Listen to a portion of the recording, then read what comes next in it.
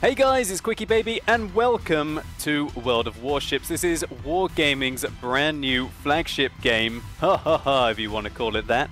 I've been lucky enough to be in the closed alpha for World of Warships, so I've racked up about 100 games in this over the last half a year. And I have to say, it's absolutely fantastic and I can't wait to incorporate it into this channel. If you play World of Tanks, you'll be completely familiar with the control system and also the garage system of World of Warships that I'm going to show you today. Graphically, the game is very impressive, as I'm going to be showing you in the gameplay in just a minute. And if you want to be playing World of Warships, then I strongly suggest that you register your interest on the World of Warships website as quickly as you can, because the access to this closed beta is thoroughly limited. But also, if you want to have a chance to be able to win access to World of Warships, then I'll be giving away a few of the codes on my live stream tonight on twitch.tv/QuickyBaby.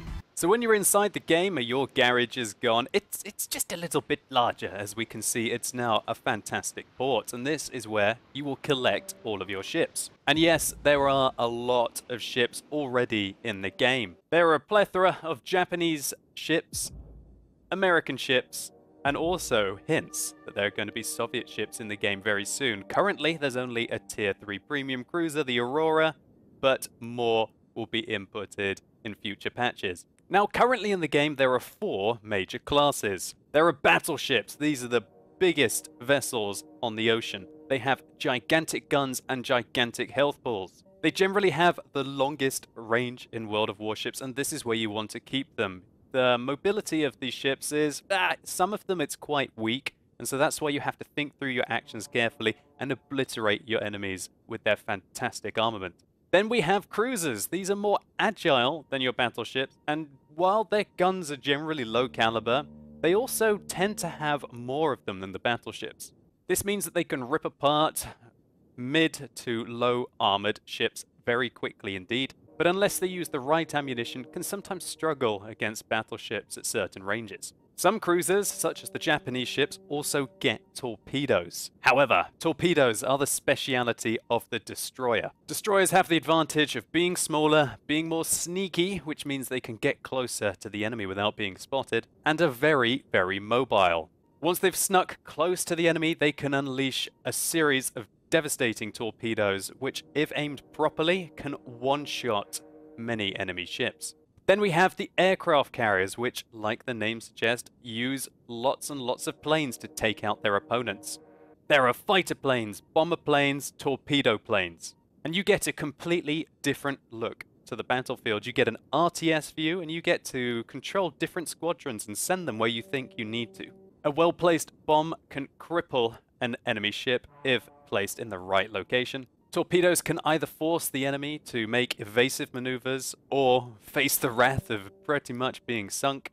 And your fighter planes need to counter the enemy aircraft carriers to prevent their squadrons from getting too close to you or also attacking your allies. And so there's something for everyone in World of Warships, and when you enter your port, you'll be greeted by 2 ships. The Katori, which is a Tier 1 cruiser, and also the Erie, which is a Tier 1 American cruiser. The key differences between the trees, in my opinion, at the moment, are that the Americans do not currently have a battleship in the game. The Japanese, however, finished the tree with the Tier 10 Yamato. So if you want to play the ships in the game with the biggest health and the biggest guns, at the moment, you want to focus on your Japanese ships. If you want to play aircraft carrier, though, you want to focus on the American tech tree, ending with the Essex.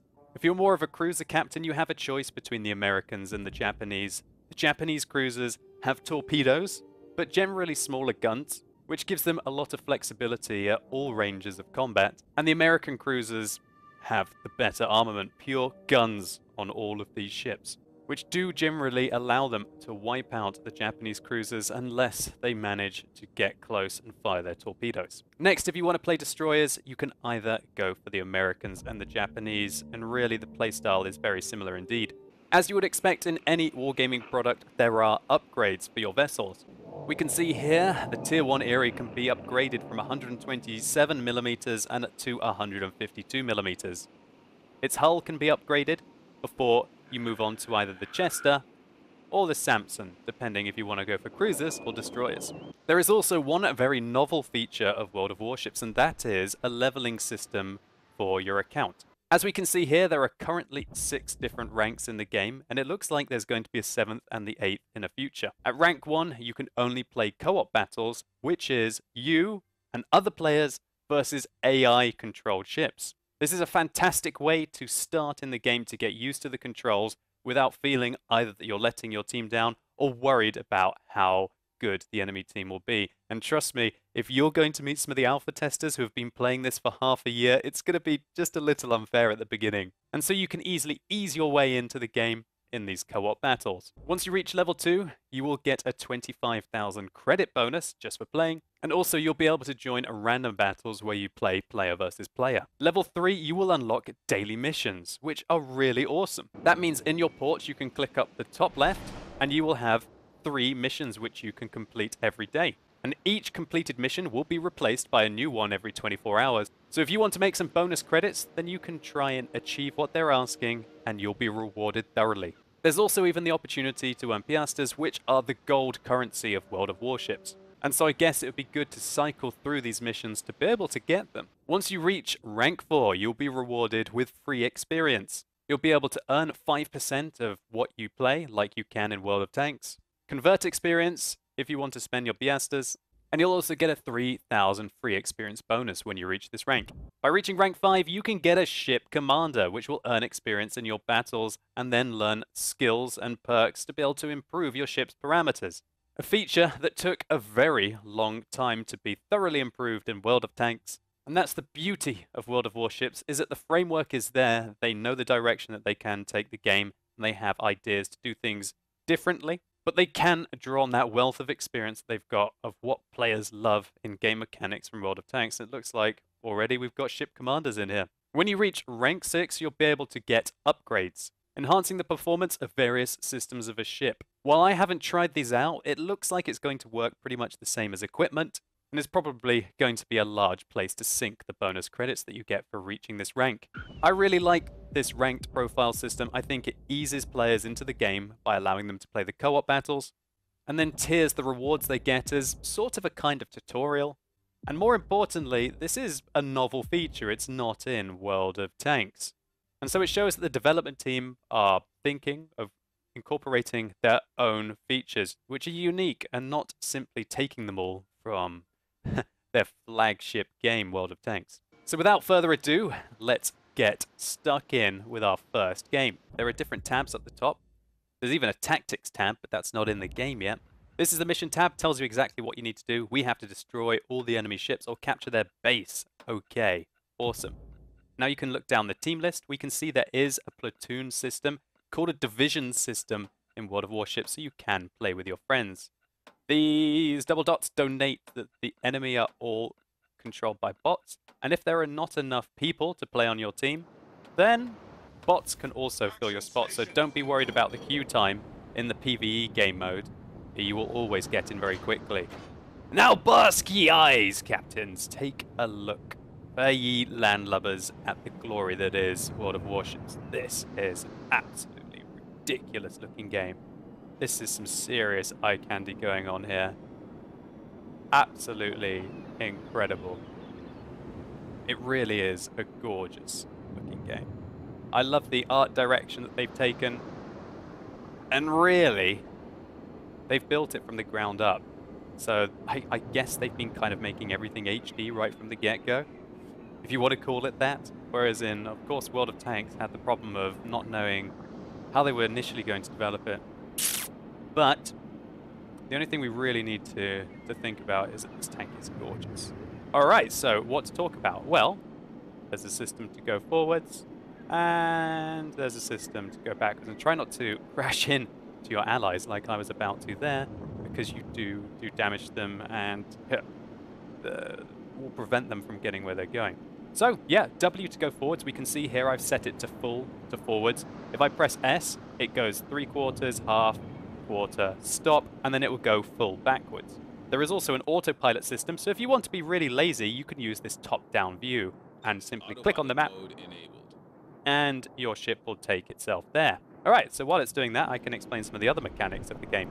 And by the way, I think the auto maneuver is a rather cool feature. Autopilot mode disabled. Okay, I disabled the autopilot because I want to go after this guy here. There's an Eerie to my right. It's going to have to go after him. So, the gun system, that's what you guys will be wanting to see. So, I have a gun on this ship, my Katori at the back and the front. Now, obviously, this gun cannot aim directly through my ship, so I have to try and get my ship to the side to be able to engage my opponents fully. Now, there are two different ammunition types in this game at the moment. There are high explosive rounds, and there are AP rounds. I've decided that I want to immediately start by firing some AP rounds, so let's swing my ship round and see if we can go after this guy. Oh! Oh no, disaster, we didn't hit. And we've been set on fire with our first shot. But never fear, every 1 minute you can repair all of your modules and set your fire. Well, if you're on fire, you can put it out. They have like an emergency maintenance team that they send around on the ship, and I guess it takes them a minute to go and have another coffee and get ready to fix all of the problems. Holy moly, that's a lot of ships.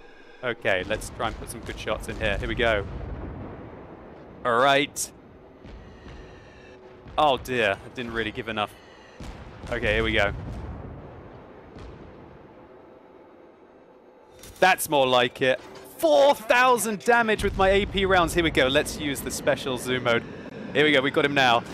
Oh!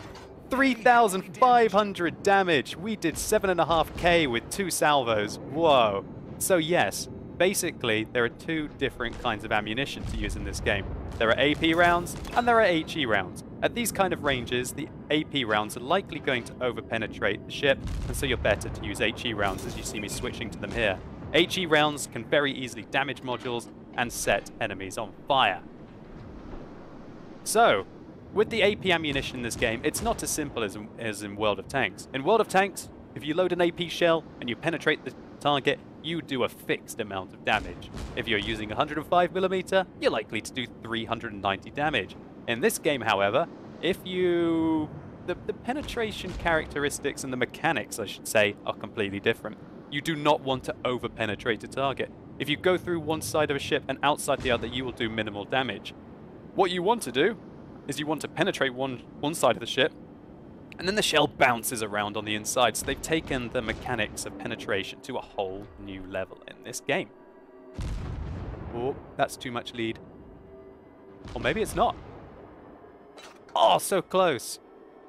The aiming in this game, I will say, is much more skillful than in World of Tanks. In World of Tanks, there are still those absolutely crazy shots where the enemies are going very, very fast. But I feel like in World of Warships, that it takes you a few rounds to find out where the ship is. And what you need to do is you need to make adjustments based on this. Let's load some AP rounds again and see if we can go for the one shot. Oh, he's turning, so we need to aim about there, because he's still drifting. Oh, no. Oh, I didn't. See, this is one of the things that I always get. When you see the ship drifting over to the side, you've got to watch out for your aim. Okay. There we go. 2,000 damage.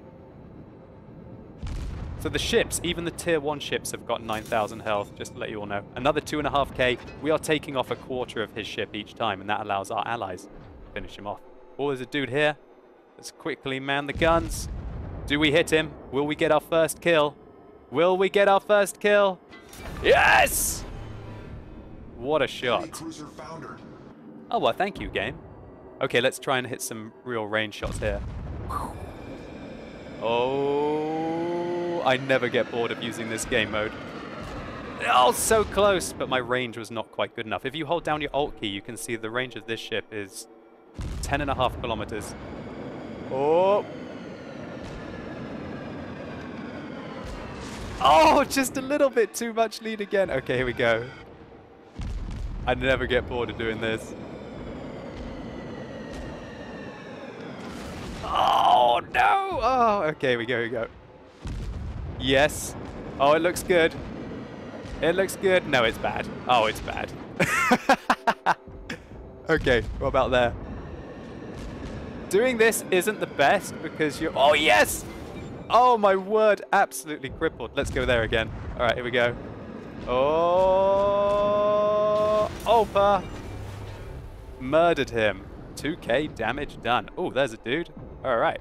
Oh, let's aim at that guy. He looks juicy. Okay. So I'm sorry, I'm getting too into the game here. I need to explain more of the mechanics. So let's talk about the high explosive and the AP shells again. So as I said, you don't want to over-penetrate the ship. Because if you over-penetrate the ship with your AP shells, you're far better off to be using high explosive ammunition. As we can see there, I only did 100 damage to the guy.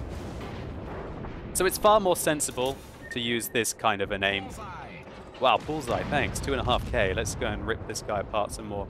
One thing I will say is that even though I'm playing against bots right now, the bots are actually deadly. There are quite a few games that I have seen where the bots have actually have won.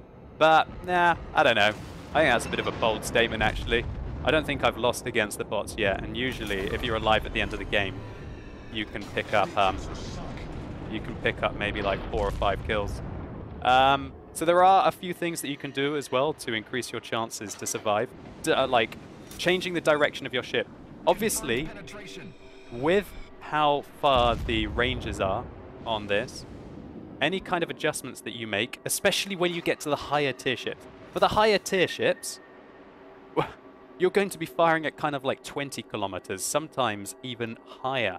What that means is that the time that it takes for your shells to travel to the target, often changing direction to your left and to your right, you can avoid like this. And it's very hard to... You don't want to make your actions predictable.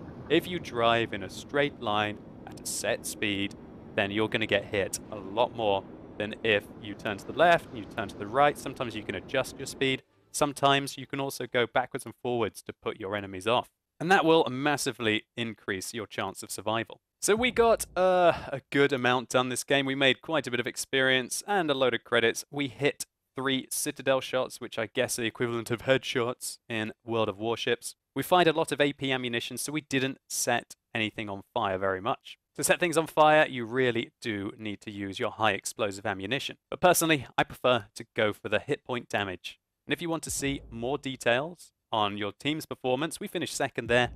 And also the detailed report, you can see on average just how much damage your different shells are doing. So our HE shells did pretty much under 300 damage per shot, whereas our AP shell hits were doing nearly 700 to the target. We were doing twice as much damage with our AP shells than our HE shells there on average. Now, learning the armor characteristics of the enemy ships, where to shoot them, and also the characteristics of your own guns is going to be the utmost importance if you want to be an ace in World of Warships. Sure, you're always going to do a mediocre amount of damage with your HE shells, unless your guns are massive and the enemy's armor is minimal, and then you're going to absolutely wreck them. But you're generally going to be in a battleship or quite a large cruiser, shooting at a cruiser or a destroyer to do that. The real skill is knowing when your AP shells are not going to overpenetrate the target, and you will rip apart your enemies twice or 3 times as quick as they're going to destroy you if they're only firing HE. And as we can see, hits to the Citadel are in the game, and that will increase your damage even more. And so that is World of Warships. I absolutely love this game, and I will be incorporating it into this YouTube channel and also into my streaming schedule, starting with tonight. So if you want to come along, I'll be playing on twitch.tv/QuickyBaby at 6 o'clock European time onwards, and start my grind up the tree towards absolutely gorgeous ships like this. Check it out, guys. This is the Yamato battleship. Oh my word. Absolutely insane. I love the way that you can preview the ships inside the port. And so if you find one that you are specifically interested in, then you can simply click it and gawp your eyes on what you're effectively going to be grinding or just enjoying the game to get. So I hope you guys enjoyed this video. If you did, please consider giving it a like down below. It really helps the channel out. And let me know in the comments what your initial impressions are of this game. Is it a game that you're interested in, or is it something that you're not and you only want me to do World of Tanks content? Anyway guys, as always, thank you so much for watching. You've been epic, and hopefully I'll see you soon.